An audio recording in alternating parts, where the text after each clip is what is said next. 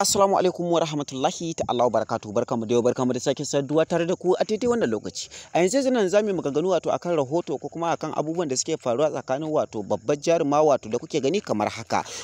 Daso, wanda mutane da yawa suke kiranta da Saratu Gidado, sai dai mafi yawancin mutane sun fi sanin ta da Daso, inda mutane da yawa sun tabbatar da cewa akwai wani abu da yake faruwa tsakanin ta da babban jarumi Nuhu, inda kuma kamar wasu da yawa suna tabbacin cewa rigima ce danya ko kuma a ce rigima ce ba karama ba, domin mafi yawancin mutane sun tabbatar da cewa alaka da take tsakanin Nuhu da Daso kuma ta iya lalacewa ko kuma ta wargaje, inda wasu da suke da tabbacin cewa akwai gagarumar kura, inda kuma rigima ce danya wanda ba kowa ne yake da tabbaci ko kuma ba kowa ne yake da zahirin cewa za a iya shiryawa ba. Sai dai jarumai da yawa sun yi maganganu akan hakan, inda mawaka da yawa ma suka sa albarkacin bakinsu akan hakan, sai dai kowanne kamar alamu ya ɗau dokin fushi, inda kowanne ya zuciya, inda kuma kowanne nuna cewa babu ta yadda za a yi hakan ya yi ma'ana ba za su taɓa shiryawa ba.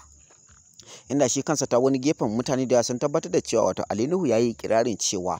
inda yana fim kuma inda yana da dama babu ta yadda za yi ya karasa Daso a cikin wani fim nashi ko kuma fim din wanda ya isa, inda ita kanta Daso ta ce ita kanta yanzu ta riga ta alƙawarin cewa in dai Nuhu ne ya shirya fim ko kuma yana da alaka da wanda yake fim din ba za ta ƙara shiga ba kuma ba za ta ƙara ɗora wani abu nata a kai ba.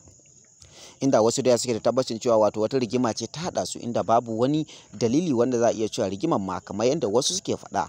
rigima ce kama ta ƙananan yara, inda rigima ce ba ma ta kai ta kawo ba, ƙaramar rigima ce, inda ba ta da wata alaƙa kuma ba ta da wani ƙarfi, kawai sai dai rigima dai kamar yadda wasu da yawa suka ce harshe da haƙori akan saɓa.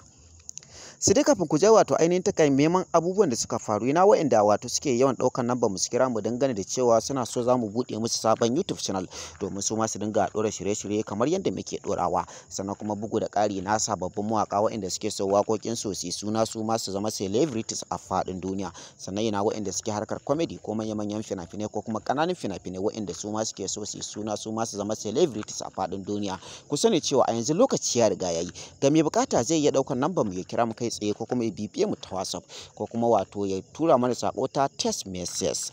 Sannan ina 'yan kasuwa wanda suke sha'awar za mu tallata musu hajojinsu a faɗin duniya, sannan ina kuma malamai magada annabawa, sannan kuma ina masu magunguna na gargajiya. Ku sani cewa ku kanku a yanzu lokaci ya riga yayi, ga mai buƙatar wanda za mu tallata mishi hajojinsa a social media